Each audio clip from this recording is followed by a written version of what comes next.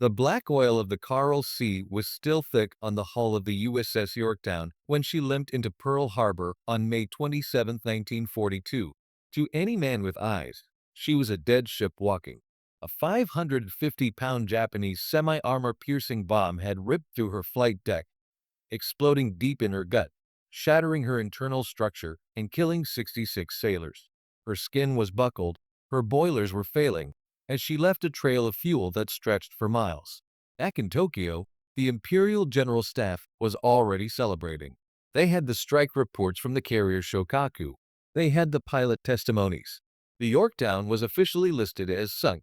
Japanese intelligence told Admiral Yamamoto that the Americans were down to just 2 carriers in the entire Pacific. They were certain that the upcoming strike on Midway would be a slaughter against a crippled enemy.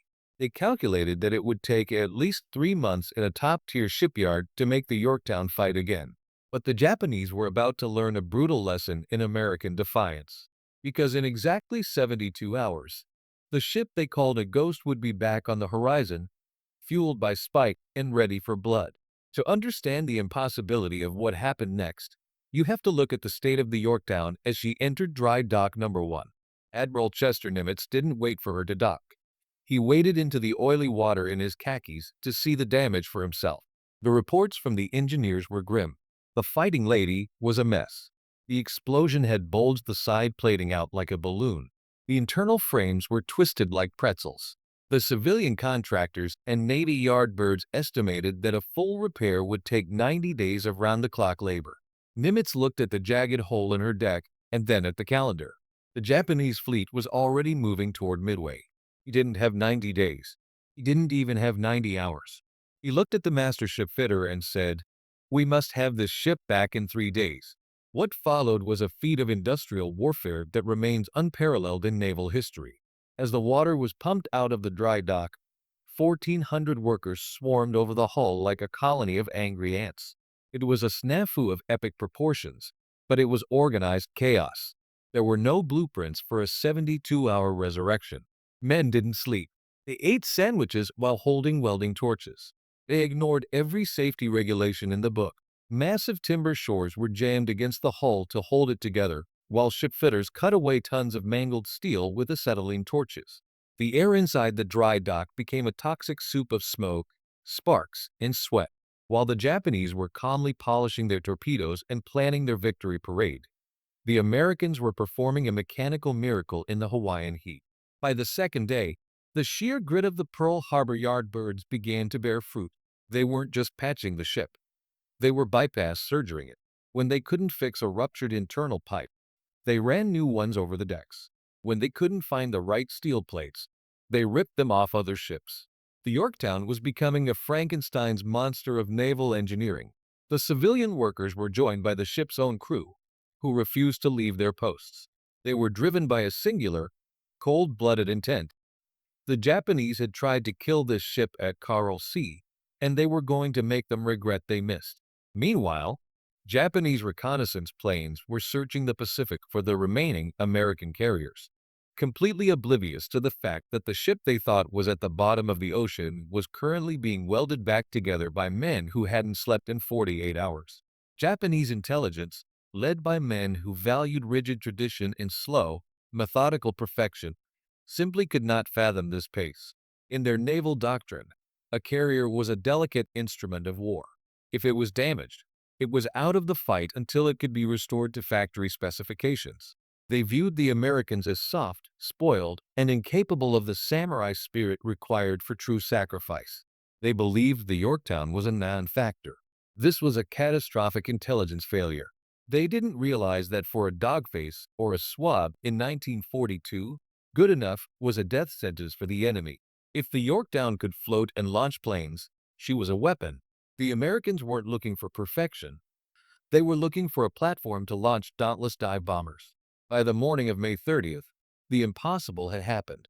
The Yorktown's flight deck was patched with heavy timber and steel plates.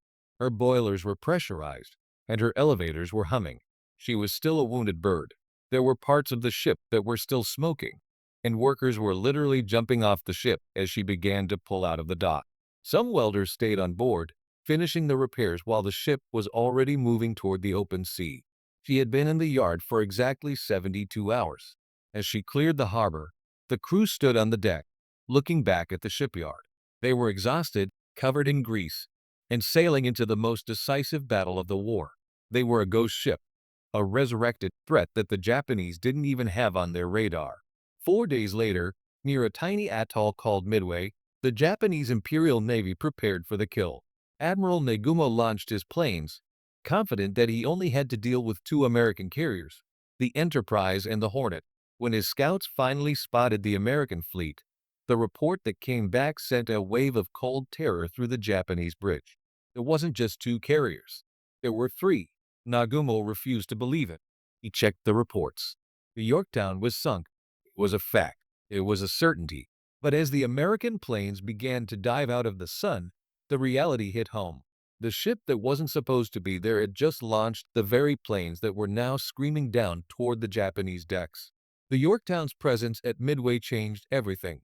She provided the extra scouting eyes and the additional strike force that tipped the balance. While the Japanese were caught in a frantic cycle of rearming their planes, American dive bombers caught their carriers with decks full of fueled aircraft and loose bombs. In less than 6 minutes, three of Japan's pride, the Kaga, the Akagi, and the Soryu, were turned into flaming wrecks. The Yorktown, the ship that was supposed to be a memory, had just broken the back of the Imperial Navy. The Japanese pilots, seeing the Yorktown on the horizon, attacked her with a vengeance, finally sinking her after a brutal, multi-day struggle.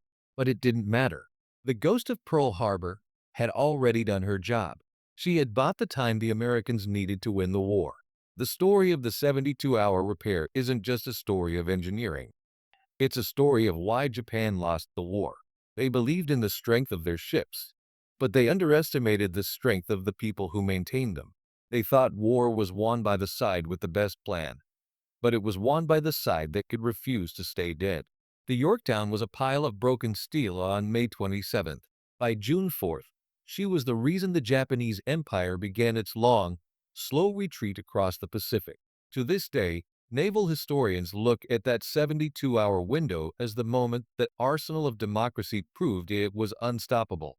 You can sink a ship, but you can't sink a nation that refuses to sleep until the job is done.